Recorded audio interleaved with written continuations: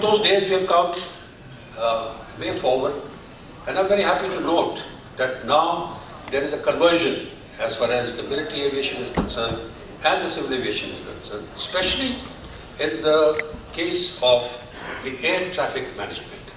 And there's a great need for synergy and interoperability in this country between the civilian and the military controllers, as it is happening in other major advanced countries and areas. I'm also happy that India is very soon going to join and be the fourth in the world to have the kind of system in terms of air navigation with the introduction of Ladies and gentlemen, you must be wondering as to what a person like me is doing in a seminar like this, which is basically civil oriented and is talking about ATM, airports and airlines.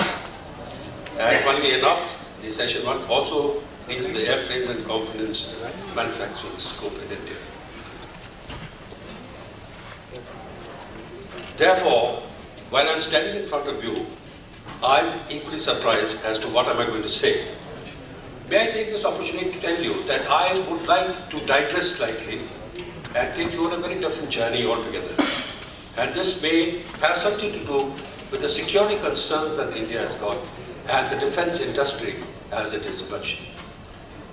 And in case you find that is outside the scope of your perspectives and thinking, this will also be a golden opportunity for you to have that very precious 40 wings if you so desire.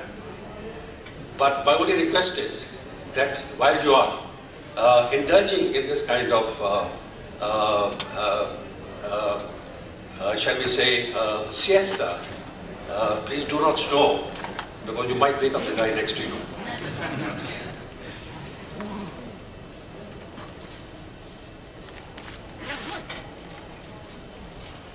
Military planners always look at the security and threat scenarios facing the country before embarking upon creating the necessary deterrents, fighting capabilities, in tune with the national aims and objectives. Unfortunately, as far as India is concerned, since its independence from British rule in 1947, has been confronted with two major adversaries. Pakistan, which was the outcome of India's partition, and of course China, with whom we share not only the borders but also the border disputes. You may have heard recently in the media General V.K. Singh, the army chief, who stated or described Pakistan and China as two major irritants in India's security paradigm, making a strong pitch for the augmentation of the country's war capability both in the conventional as well as in the nuclear scenario. His concerns on China and Pakistan come in the context of the former building in a rapid clip its military capability, including major infrastructure in the Tibetan region.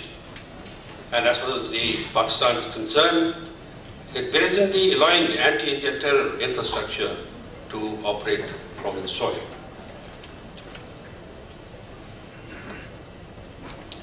Then there is the deep-rooted nexus between the two countries, which has forced the army to actually factor in the two countries, a worst-case scenario of a simultaneous two-front war with China and Pakistan in the ongoing revision of the war doctrine.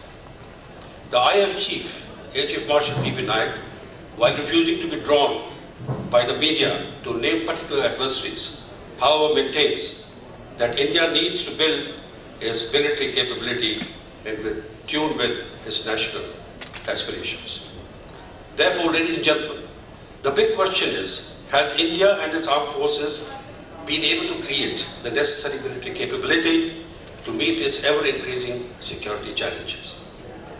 The near financial collapse in the 1990s saw India struggling for its economic survival, with the brunt of the resource neglect being borne by its armed forces. The decade saw very little, if any, fructification of defense equipment acquisition or modernization of its armed forces.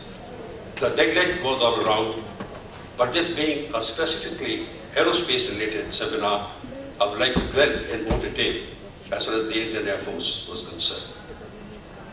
As you know, the IAF had earlier painstakingly built its combat jet fighter squadrons, for example, to 39.5 against a recommended figure of 45, and maintained it long enough for it to be considered as an improved squadron strength.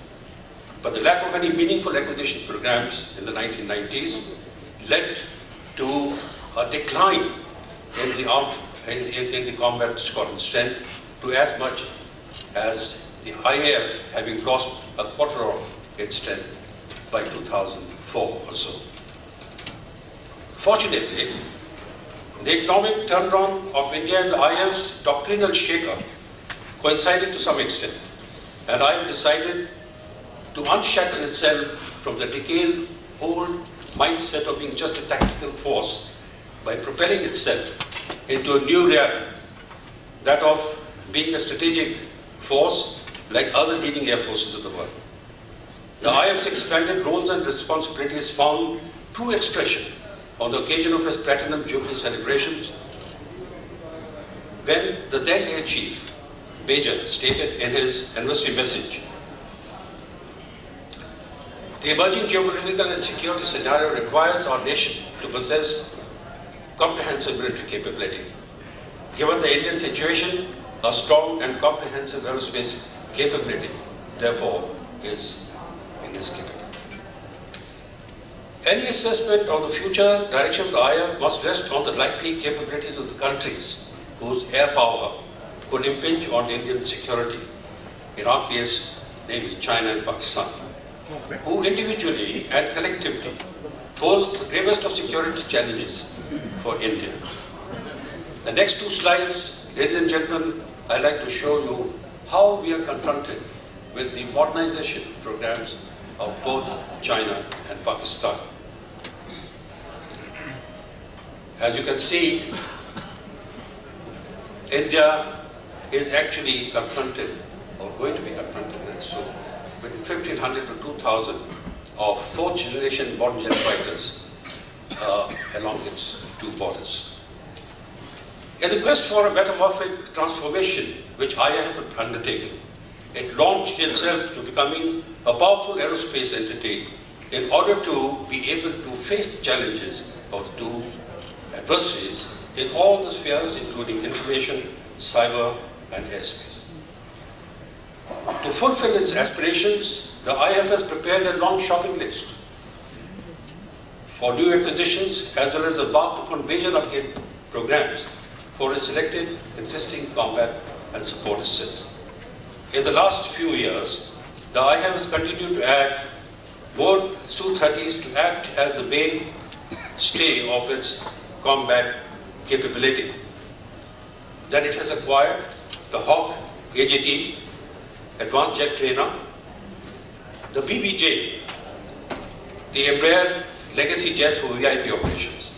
It has started receiving the new models of Mi-17 helicopters. It has also received the fighter refueler aircraft and the formidable AWACS, that is the Airborne Warning and Control System aircraft. The ambitious acquisition programs include the indigenous LCA, which is in the pipeline, the MMRCA, for which 6 fourth-generation fighters across the globe are competing, the PAK-4 fifth-generation fighter aircraft in a joint venture with Russia. It is also in the process of getting the C-130J Super Hercules from the United States, as well as the C-17 Globemaster. Then there are, of course, the VVIP helicopters, AW101, which is also in the pipeline for VIP travel. But this is not all. It's also going in for air defense systems, like the Spider, etc., from the Israeli firms. What does it lead to? The IAF alone envisages spending on an average $10 billion per annum in the next year or so, on an annual basis, or till the end of the 13th plan period, that is to end in 2022. This amounts to about $100 to $120 billion, which taken in the context of the IMF's centenary, which is going to fall in 2032, could top as much as $200 billion. Ladies and gentlemen, you may be wondering as to where this long preamble on the IMF be leading to. I would like to draw your attention to India's defense procurement procedure, in short DPP, which includes an offset clause. The offset clause, as per the DPP, would be applicable for all programs which are indicative of a cost of rupees 300 crore, that is $65 million or above, and the schemes are categorized as buy or buy and make, with transfer of technology, that is purchased from the foreign vendor, followed by license production. Further, the government in its national defense offset policy requires a minimum 30% clawback of foreign outflows with defense procurement in the Indian defense industry.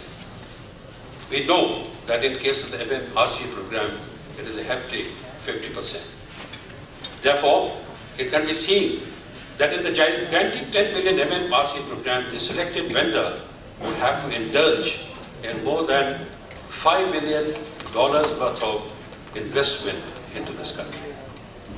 Taken as a whole, India is turning out to be one of the largest importers of conventional defense equipment in the world in terms of defense expenditure, which has been growing at an average rate of 13% since the financial year 2006-2007.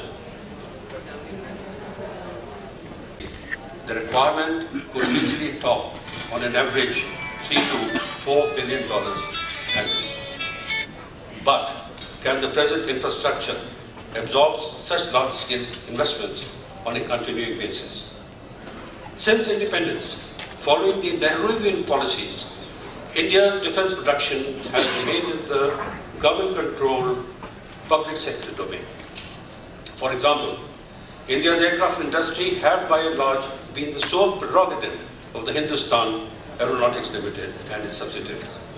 HAL, in almost 6 decades of existence, has done a great deal to meet Indian military aviation requirements, but its core business has been more in the nature of licensed production of imported equipment and very little in the indigenous design, development and production.